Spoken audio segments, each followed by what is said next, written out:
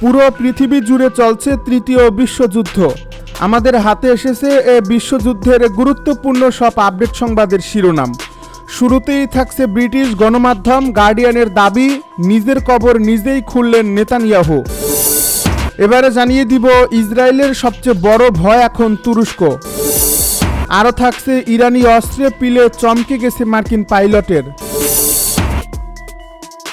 সব শেষে জানিয়ে দিব ইসরায়েল কারোর কথায় চলে না, ডোনাল্ড ট্রাম্পকে উদ্দেশ্য করে নেতানিয়াহুর হুঙ্কার। এতক্ষণ শুনছিলেন হাতে থাকা আপডেট সংবাদের শিরোনাম, এবারে বিস্তারিত। তবে তার আগে অনুরোধ রইল ভিডিওটিতে একটি লাইক এবং কমেন্ট করে জানিয়ে দিন ভিডিও সম্পর্কে আপনার মূল্যবান মতামত। আরও জানিয়ে দিন ভিডিওটি কোথা থেকে দেখছেন বা কোন জেলা থেকে দেখছেন। একসময় যাকে বলা হতো মধ্যপ্রাচ্যের সবচেয়ে শক্তিশালী নেতা, আজ তাকেই ঘিরে প্রশ্ন। তিনি কি নিজের রাজনৈতিক কবর নিজেই খুঁড়ে ফেললেন? গাজা যুদ্ধ, লেবানন যুদ্ধ আর সবশেষে ইরানের সঙ্গে সংঘাত, সব জায়গায় শক্তি দেখাতে গিয়ে এখন কি উল্টো একা হয়ে গেলেন বেনিয়ামিন নেতানিয়াহু? সবচেয়ে বিস্ময়কর বিষয় হলো এই বিশ্লেষণ এসেছে কোনো আরব রাষ্ট্রের গণমাধ্যম থেকে নয়, বরং ইসরায়েলের দীর্ঘদিনের মিত্র ব্রিটিশ সংবাদপত্র দ্য গার্ডিয়ান সরাসরি লিখেছে, ইরানকে হারাতে গিয়ে সবচেয়ে বড় পরাজিত ব্যক্তি এখন নেতানিয়াহু নিজেই।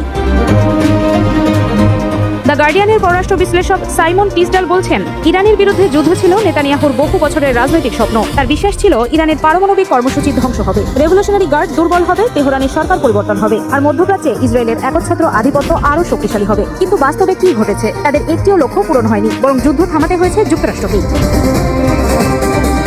প্রতিবেদন অনুযায়ী সবচেয়ে বড় ধাক্কা এসেছে ওয়াশিংটন থেকেই। দীর্ঘদিন ধরে যুক্তরাষ্ট্র ও ইসরায়েলের সম্পর্ককে বলা হতো বিশেষ সম্পর্ক, যে সম্পর্কের ভিত্তিতে ইসরায়েল প্রতি বছর বিপুল সামরিক সহায়তা পেত। কিন্তু এখন সেই সম্পর্কেই দেখা দিয়েছে ভয়াবহ ফাটল। দ্য গার্ডিয়ানের দাবি, ডোনাল্ড ট্রাম্প আর নেতানিয়াহুর কথাবার্তা এখন প্রায় বন্ধ বলা যায়। হোয়াইট হাউসের ধারণা, ইরানকে খুব সহজে হারানো যাবে এমন গল্প শুনিয়েই নেতানিয়াহু যুক্তরাষ্ট্রকে এই যুদ্ধে টেনে এনেছিলেন।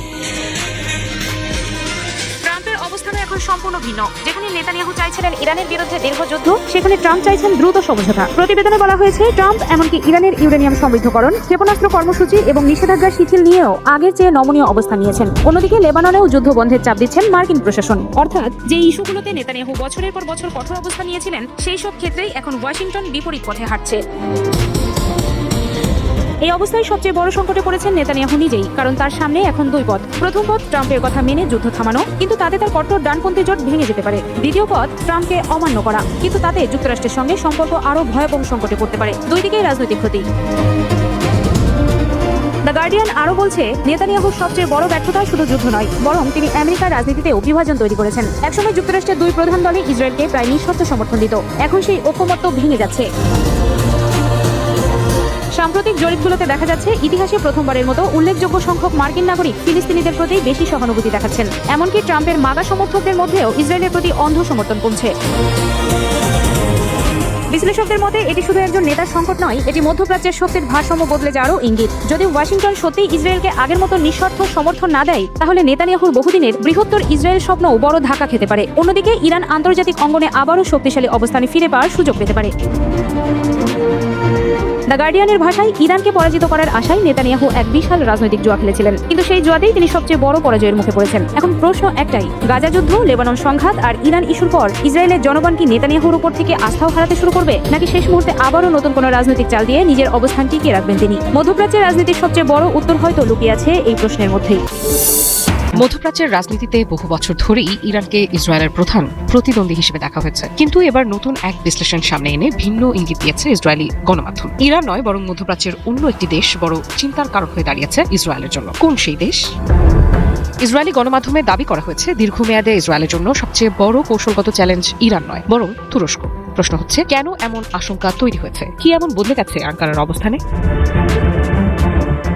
ইসরায়েলের প্রভাবশালী দৈনিক মারিভে প্রকাশিত এক সামরিক বিশ্লেষণে বলা হয়েছে, তুরস্ক শুধু একটি আঞ্চলিক শক্তি নয়, বরং ধীরে ধীরে এমন একটি সামরিক ও প্রযুক্তিগত ক্ষমতা গড়ে তুলছে যা ভবিষ্যতে পুরো মধ্যপ্রাচ্যের শক্তির ভারসাম্য বদলে দিতে পারে। আর সেই পরিবর্তনের প্রভাব সরাসরি গিয়ে পড়তে পারে ইসরায়েলের নিরাপত্তার উপর।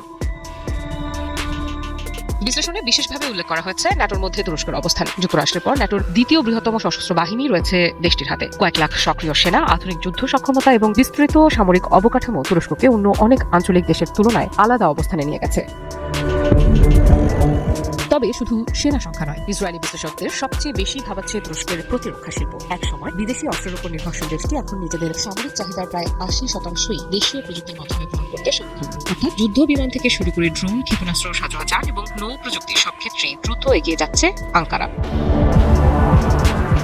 বিশেষ করে তুরস্ক ড্রোন প্রযুক্তি ইতোমধ্যেই আন্তর্জাতিক অঙ্গনে আলোচনার বিষয় হয়ে উঠেছে। বিভিন্ন সংঘাতে তুর্কি ড্রোনের কার্যকারিতা বিশ্বকে নতুন করে ভাবতে বাধ্য করেছে। ফলে শুধু মধ্যপ্রাচ্য নয়, ইউরোপ, আফ্রিকা এবং মধ্য এশিয়াতেও তুরস্কের সামরিক প্রভাব বাড়ছে বলে মনে করছেন পর্যবেক্ষকেরা।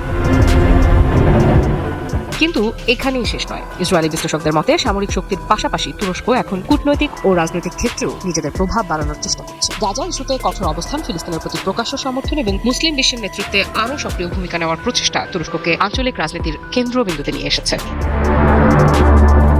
ফলে তেল আবিবের দৃষ্টিতে বিষয়টি শুধু অস্ত্র বা সেনাবাহিনীর শক্তির প্রশ্ন নয়, বরং এমন একটি দেশের উত্থান যে একই সঙ্গে সামরিক, প্রযুক্তিগত, রাজনৈতিক এবং কূটনৈতিক প্রভাব বাড়াচ্ছে। আর দীর্ঘমেয়াদে এমন বহুমাত্রিক শক্তি যে কোনো দেশের জন্য বড় কৌশলগত চ্যালেঞ্জ হয়ে উঠতে পারে। তবে এর অর্থ এই নয় যে ইসরায়েল হঠাৎ করে ইরানকে ভুলে গেছে। ইরানের পরমাণু কর্মসূচি, ক্ষেপণাস্ত্র সক্ষমতা এবং আঞ্চলিক মিত্রদের কার্যক্রম এখনো ইসরায়েলের নিরাপত্তা হিসেবে কেন্দ্রেই রয়েছে। কিন্তু একই সময়ে আরেকটি শক্তির দ্রুত উত্থানও তেল আবিবকে নতুন করে হিসাব করতে বাধ্য করছে। প্রযুক্তির দিক থেকে নিজেদের অপরাজেয় দাবি করা মার্কিন যুক্তরাষ্ট্রের অহংকারে এবার এক বড় আঘাত এনেছে ইরান। গত এপ্রিলে ইরানের আকাশসীমায় বিধ্বস্ত হয় আমেরিকার অন্যতম সেরা এবং অত্যাধুনিক F-15 যুদ্ধবিমান। ওয়াশিংটন এই ঘটনা ধামাচাপা দেওয়ার চেষ্টা করলেও সম্প্রতি মার্কিন সংবাদ মাধ্যম CNN এর এক রিপোর্টে বেরিয়ে এসেছে এক চাঞ্চল্যকর তথ্য, যা শুনে ঘুম উড়ে গেছে পেন্টাগন থেকে শুরু করে ট্রাম্প প্রশাসনের থিঙ্ক ট্যাঙ্ক পর্যন্ত। বিধ্বস্ত হওয়া ওই যুদ্ধবিমানের অভিজ্ঞ মার্কিন পাইলট সম্প্রতি গোয়েন্দা কর্মকর্তাদের কাছে এক অবিশ্বাস্য স্বীকারোক্তি দিয়েছেন। তার দাবি, বিমানটি বিধ্বস্ত হওয়ার ঠিক আগ মুহূর্তে তিনি আকাশে এক অত্যন্ত অদ্ভুত বস্তু দেখতে পান। অভিজ্ঞ এই পাইলটের ভাষায়, দূর থেকে বস্তুটিকে দেখতে অবিকল একটি বিশাল আকৃতির জেলিফিশের মতো লাগছিল, কিন্তু সেটি কোনো সাধারণ বস্তু বা প্রাকৃতিক ঘটনা ছিল না। আসলে কয়েকশো ছোট ছোট ড্রোন নিখুঁতভাবে একত্রিত হয়ে আকাশে এই দানবীয় আকৃতি তৈরি করেছিল। ঘটনাটি প্রত্যক্ষ করা একটি সূত্র CNN-কে জানিয়েছে, বড় ড্রোনগুলোর নিচে ছোট ছোট ড্রোনগুলো এমনভাবে একত্রিত হয়েছিল যেন মনে হচ্ছিল পায়ের মতো কিছু একটা সামনের দিকে এগিয়ে আসছে, যা দেখতে কোনো ভিন গ্রহের এলিয়েন প্রযুক্তির মতো লাগছিল। আরেক মার্কিন কর্মকর্তা জানান, পাইলটের কাছে মনে হয়েছিল তিনি আকাশে কোনো ড্রোনের মাইনফিল্ড বা ফাঁদের মধ্যে পড়ে গেছেন। প্রাথমিক তদন্তে মার্কিন গোয়েন্দারা নিশ্চিত হয়েছেন এই অদ্ভুত ও অজানা ড্রোন প্রযুক্তির কারণেই তাদের অত্যাধুনিক F-15 বিমানটি ভূপাতিত হয়েছে। কিন্তু প্রশ্ন হচ্ছে, ইরান কিভাবে আমেরিকার চোখ ফাঁকি দিয়ে এমন বিধ্বংসী ড্রোন প্রযুক্তি তৈরি করলো? মার্কিন গোয়েন্দারা এখনো এই ধাঁধার কোনো উত্তর খুঁজে পাননি। আন্তর্জাতিক বিশ্লেষকদের মতে, পশ্চিমা নিষেধাজ্ঞা ও ট্রাম্প প্রশাসনের ক্রমাগত হুমকি সত্ত্বেও ইরান সামরিক প্রযুক্তিতে কতটা স্বাবলম্বী হয়েছে এই ঘটনা তারই প্রমাণ। বিশেষ করে চীন ও ইরানের মধ্যকার কৌশলগত মিত্রতা যেখানে দিন দিন শক্তিশালী হচ্ছে, সেখানে মার্কিন পাইলটদের এই অসহায়ত্ব ওয়াশিংটনের জন্য এক চরম সতর্কবার্তা। একসময় মধ্যপ্রাচ্যের রাজনীতিতে সবচেয়ে শক্তিশালী জুটিগুলোর একটি ছিল ডোনাল্ড ট্রাম্প ও বেনিয়ামিন নেতানিয়াহু। কিন্তু এখন সেই সম্পর্কে দেখা দিয়েছে ফাটল। যে নেতানিয়াহুকে একসময় নিজের সবচেয়ে ঘনিষ্ঠ মিত্র বলে দাবি করতেন ট্রাম্প, সেই নেতানিয়াহুই এবার প্রকাশ্যে জানিয়ে দিলেন ইসরায়েল কোনো দেশের নির্দেশে চলে না, এমনকি যুক্তরাষ্ট্রেরও নয়। রাজনৈতিক বিশ্লেষকরা বলছেন এটি শুধু একটি বক্তব্য নয়, বরং ওয়াশিংটন ও তেল আবিবের মধ্যে ক্রমবর্ধমান দূরত্বের একটি স্পষ্ট বার্তা। সম্প্রতি জেরুজালেম নিউজ সিন্ডিকেটের আন্তর্জাতিক সম্মেলনে বক্তব্য দিতে গিয়ে নেতানিয়াহু এমন এক মন্তব্য করেন যা আন্তর্জাতিক কূটনৈতিক অঙ্গনে ব্যাপক আলোচনার জন্ম দিয়েছে। নেতানিয়াহু বলেন, যুক্তরাষ্ট্রে বলা হয় প্রেসিডেন্ট ট্রাম্প আমার সব কথা শোনেন, আবার ইসরায়েলে বলা হয় আমি ট্রাম্প যা চান তাই করি। বাস্তবে কোনোটিই সত্য নয়। আমরা স্বাধীন ও গর্বিত দেশের নেতা, আমরা আমাদের নিজ নিজ দেশের স্বার্থ রক্ষা করি। আমি ইসরায়েলের নিরাপত্তা ও জাতীয় স্বার্থের জন্য কাজ করি। অনেক বিষয়ে আমাদের মতের মিল থাকে, আবার কিছু বিষয়ে ভিন্ন মত থাকে।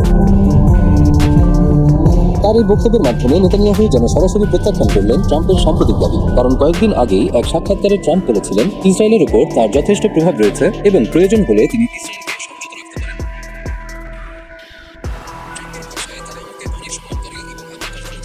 শুধু তাই নয়, নেতানিয়াহুকে মাঝে মধ্যে নিয়ন্ত্রণে রাখার প্রয়োজন হয় বলেও মন্তব্য করেন তিনি। এমনকি আরও এক ধাপ এগিয়ে ট্রাম্প দাবি করেন তার সমর্থন ছাড়া ইসরায়েলের অস্তিত্ব টিকে থাকতো না। রাজনৈতিক পর্যবেক্ষকদের মতে এখানেই শুরু হয়েছে মূল সংকট। কারণ ট্রাম্পের বক্তব্যে এমন একটি ধারণা তৈরি হয় যে ইসরায়েল যুক্তরাষ্ট্রের উপর পুরোপুরি নির্ভরশীল এবং তেল আবিবের গুরুত্বপূর্ণ সিদ্ধান্তগুলো ওয়াশিংটনের অনুমোদনের উপর নির্ভর করে। আর সেই ধারণাকেই ভেঙে দিতে চেয়েছেন নেতানিয়াহু। বিশ্লেষকদের মতে সাম্প্রতিক উত্তেজনার কেন্দ্রবিন্দুতে রয়েছে ইরান। গত কয়েক মাস ধরে ইরানকে ঘিরে যুক্তরাষ্ট্র ও ইসরায়েলের কৌশলগত অবস্থানে সূক্ষ্ম পার্থক্য দেখা যাচ্ছে। ওয়াশিংটন যেখানে সংঘাত কমিয়ে কূটনৈতিক সমঝোতার পথ খুঁজছে, সেখানে ইসরায়েলের ডানপন্থী অংশ এখনো কঠোর সামরিক অবস্থানের পক্ষে। এ কারণেই যুক্তরাষ্ট্র ও ইসরায়েলের মধ্যে পর্দার আড়ালে মতবিরোধ বাড়ছে বলে ধারণা করা হচ্ছে। মধ্যপ্রাচ্য বিশেষজ্ঞদের মতে ট্রাম্প ও নেতানিয়াহুর ব্যক্তিগত সম্পর্ক এখনো কার্যকর রয়েছে, কিন্তু আন্তর্জাতিক রাজনীতি ব্যক্তিগত সম্পর্কের চেয়ে অনেক বেশি জটিল। যুক্তরাষ্ট্রের অগ্রাধিকার এখন আঞ্চলিক স্থিতিশীলতা, জ্বালানি নিরাপত্তা এবং নতুন যুদ্ধ এড়িয়ে চলা। অন্যদিকে নেতানিয়াহুর সামনে রয়েছে অভ্যন্তরীণ রাজনৈতিক চাপ, নিরাপত্তা সংকট এবং নিজের রাজনৈতিক ভবিষ্যৎ রক্ষার লড়াই।